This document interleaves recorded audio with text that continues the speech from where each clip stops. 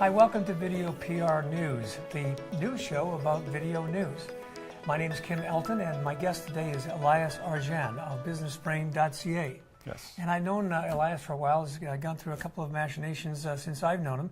Travels quite a bit, back in Vancouver now, but businessbrain.ca is your baby now. Yes. And we're going to hear more about that. But before we do, maybe you could just give us a little background on yourself or your story. I always say to everybody that news, of course, is about telling stories. Yes. Compelling stories, but then so is marketing and promotion and all of that.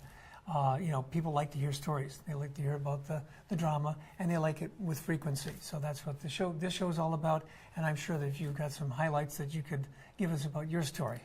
Where to start? The challenge for me is I'm a polymath, which means that I do lots of different things.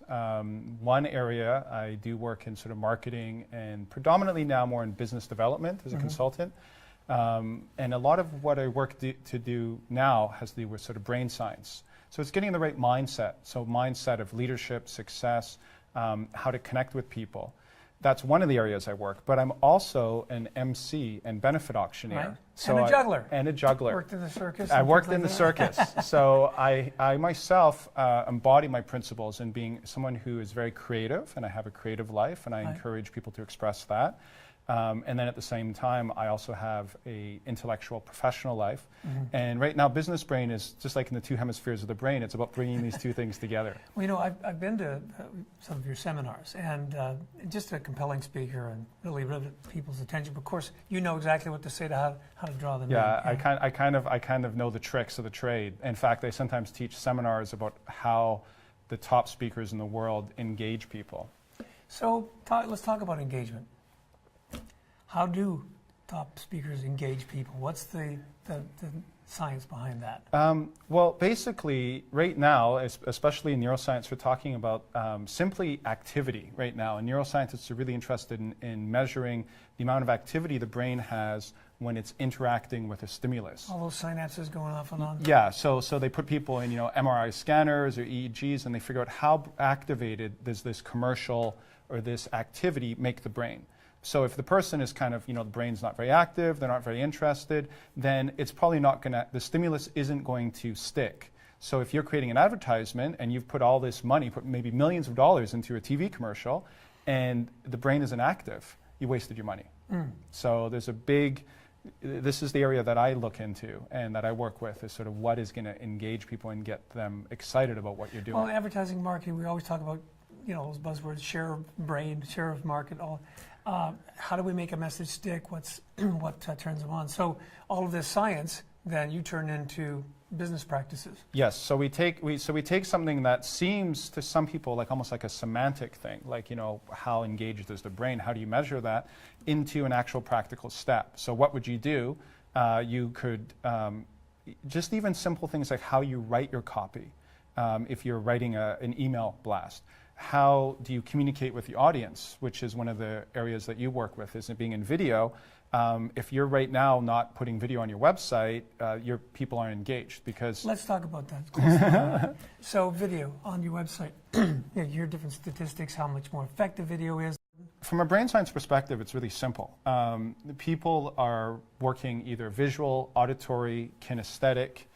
You can even include things like gustatory, and even now there's a new term called auditory digital. So people have different learning styles. Yes. Some learn by watching, some learn by hearing, some need to experience. Yeah. So like kids, if they're not active enough in school, they may be highly kinesthetic, but they don't get out and play. Right.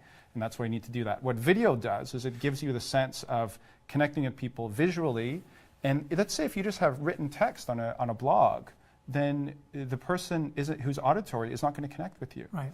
And although video itself isn't kinesthetic because you're not physically with a person, there is a sense of connection that comes through a video that simply isn't available by static pages. Whenever we're watching somebody engaging in an activity, the mirror neurons are firing in our brains as if it's happening to us. So this is why if you watch a movie or we watch those fail videos and you see a guy go off a cliff and you go, ooh, that hurt. That's why you do that. Yeah. Because you have mirror neurons and your brain is feeling that experience. Sort of an empathetic sense. Yeah, yeah. And that's one of the areas I talk about as well now, is about emotional intelligence and what's called EQ. because if you can, like you as a video interviewer have to have a good EQ if you're going to have a relationship with people on camera. If you're not able to do that, then you're not going to be successful. So this is one of the areas that's very important, is to be empathetic is actually quite a powerful tool in business. Well, and that plays into our hand as well, because that's what this is all about. And what we're doing with these video PR interviews really is to make the client look great, ask the right questions, make sure that it's clear, and when we engage that third person out there watching it, so that it's interesting and engaging and memorable. Right, and that's going to stick with people, and people are going to be interested and hopefully entertained, and hopefully you learned something new today. and that's sort of the purpose of why we even put content online, because right now there's so much out there. So real quickly, what are you up to these days? What's exciting, and anything to announce? I guess I am working on some new seminars, because I've been doing them over the last year. The seminars have sort of been evolving, and I've reached the point where what people want has become very clear to me. And so they want the neuroscience of marketing, but they also want techniques that they can actually apply in their life to take with them afterwards. So I've actually included things like learning how to be more mindfulness practices. Like, for example, everybody in business is so enamored with Steve Jobs. Well, a lot of people don't realize that he was a Zen Buddhist and that he practiced daily meditation, and he said one of the reasons he designed and he was so successful was because he was so mindfully aware of what he was doing and able to see through the world because of that practice. So mindfulness, actually is really popular. All the big brands are doing it now. Even Google and Facebook, they have people going in and teaching mindfulness trainings. And so this is something that I've started to offer, because if you are more aware, you're also more productive. I've been to the seminars, fabulous. So businessbrain.ca is the website. Elias Sargent, look him up. He's back in town, and things will never be the same. Hopefully in a good way. Thank you very much for coming by and talking with us. And thank you. And stay tuned. We'll be talking to lots more interesting people as we go along. Maybe not quite as interesting as Elias, but we'll have him back sometime. Thank you very much. And thank you. Thank you, Ken. All right. Cheers.